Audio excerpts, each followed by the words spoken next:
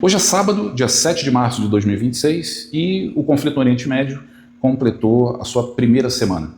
Nesse boletim, eu quero trazer para você os principais fatos, uma síntese analítica e também uma projeção de cenário para as próximas horas, para os próximos dias. Mas antes de prosseguir, deixa eu me apresentar. Eu sou Alexandre Souza, sou economista, mestre em Relações Internacionais e sou um militar na reserva. Ao longo de mais de 30 anos nas Forças Armadas, eu tive a oportunidade de representar o nosso país junto às Nações Unidas, atuando diretamente como observador militar em áreas de conflito. Uma parte do que eu trago para você aqui hoje é resultado da experiência e na prática no terreno. Para começar, como situação geral, o que nós podemos dizer é que ao longo desses 7 primeiros dias, o conflito escalou de uma forma muito rápida, muito intensa, com muitas cidades sendo atingidas, um número crescente de vítimas, muitas vítimas civis, e também com um comprometimento da economia, não apenas regional, mas também com reflexos sobre a economia global. No campo militar, as ações iniciaram no dia 28 de fevereiro com uma ação da coalizão Estados Unidos-Israel sobre o território iraniano, como alvos, bases militares, instalações de comando e controle e também prédios do governo. Como resultado desse primeiro ataque, o Ayatollah Ali Khamenei, líder religioso do país, foi morto, e em consequência dessas ações e da morte do seu líder religioso, o Irã deflagrou uma série de ataques retaliatórios, não apenas contra o território israelense, mas também contra bases americanas na região e também contra países apoiadores dos Estados Unidos e ou de Israel. Ao longo da semana, as ações foram num crescente e o grupo Hezbollah, que é financiado, patrocinado pelo governo iraniano, realizou também um ataque retaliatório a partir do sul do Líbano contra o território israelense.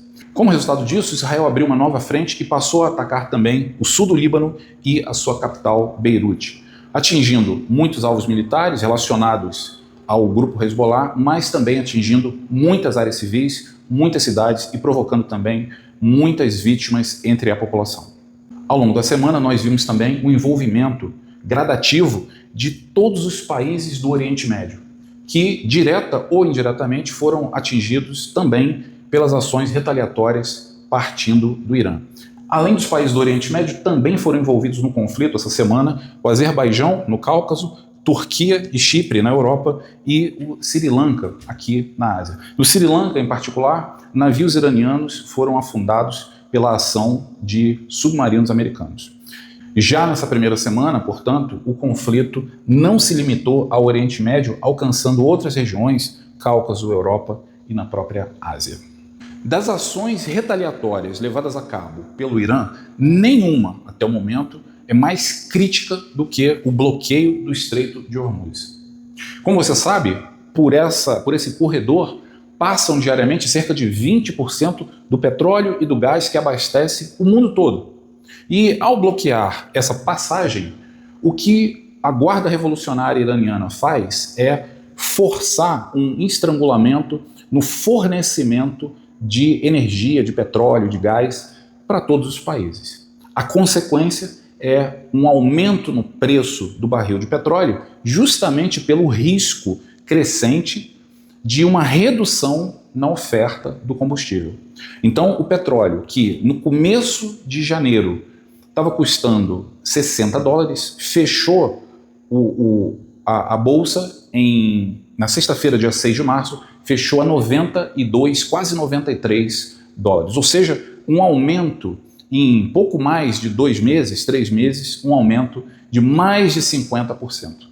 Esse impacto é muito forte, esse aumento é muito forte, tem um impacto direto, não apenas para os países do Oriente Médio, mas para todas as economias, para todos os países. E, a depender da duração desse conflito, o impacto se torna ainda mais severo.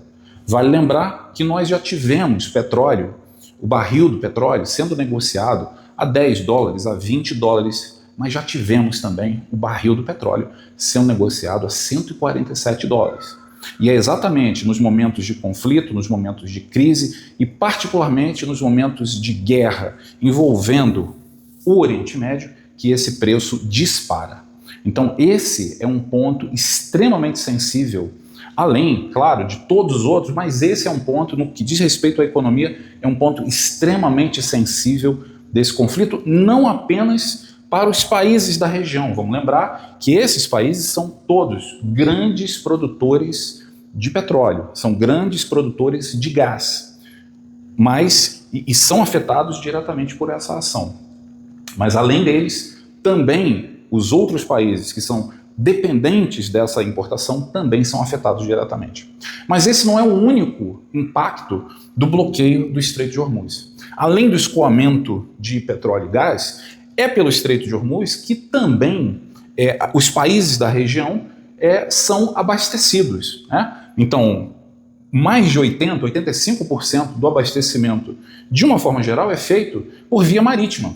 Então, os países, não apenas o Irã, mas o Iraque, Kuwait, Arábia Saudita, Catar, Emirados, todos eles têm um intenso fluxo de comércio, um intenso fluxo, né, de navios trazendo mercadorias, fazendo exportação de outros itens, e isso tudo também impacta os países da região e também os seus parceiros comerciais. E tem ainda um terceiro fator.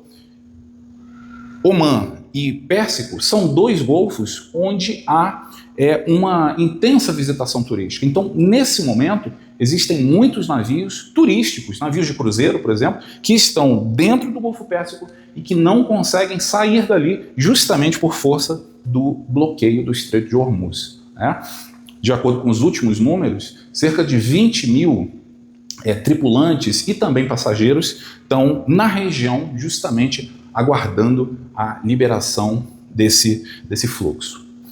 Além da parte marítima e do transporte marítimo, muitos aeroportos na região estão com seus voos interrompidos, muitos voos cancelados, e os países, notadamente os países europeus, o que eles têm feito é retirar, buscar fazer a evacuação dos seus cidadãos através principalmente de Omã. Foi o que aconteceu com a Inglaterra, foi o que aconteceu com a Alemanha, só para citar dois. No contexto regional, uma evolução importante, que veio a público, inclusive no dia de hoje, foi a decisão do presidente iraniano de não mais atacar os países árabes da região, a menos que esses países se envolvam em ações contra o Irã. Já no contexto global, o conflito tem provocado as reações e as manifestações de toda a comunidade internacional. Europa, Nações Unidas, a China, todos se manifestando pelo fim das hostilidades e pelo cessar-fogo. E para o Brasil, quais são os reflexos, quais são os impactos dessa guerra? Em primeiro lugar, vamos falar do combustível. Sim, porque com o aumento do preço do barril do petróleo, é inevitável o aumento do preço do combustível no posto de gasolina. Na gasolina, no diesel. Com o aumento do preço do combustível, o reflexo é natural. Aumento no transporte, o aumento do preço dos alimentos e o efeito em cascata. Então, esse é um impacto. O segundo é exatamente relacionado ao preço dos fretes internacionais. Vamos lembrar que muita coisa do que a gente consome no país chega até nós através dos navios, né? São mercadorias que são importadas, produtos importados, insumos que vêm de outros países. Com as mudanças nas rotas, por exemplo, rota do Mar Vermelho, Canal de Suez, né? Com uma mudança dessa rota, por exemplo, pelo Cabo da Boa Esperança, desbordando o continente africano, isso impacta o tempo de mar, isso impacta o preço do frete como um todo, e no final das contas, a mercadoria chega para você, para mim, chega mais caro.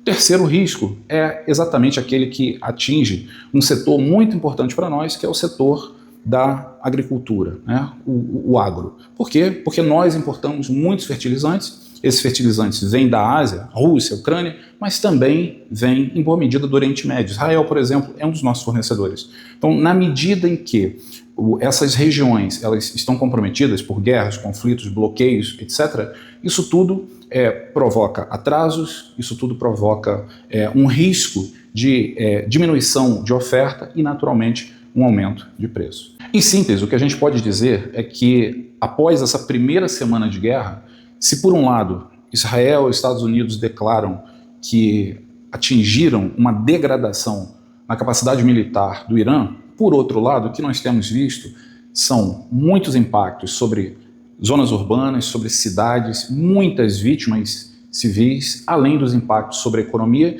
cujos reflexos não se limitam ao Oriente Médio, muito pelo contrário, têm um alcance global.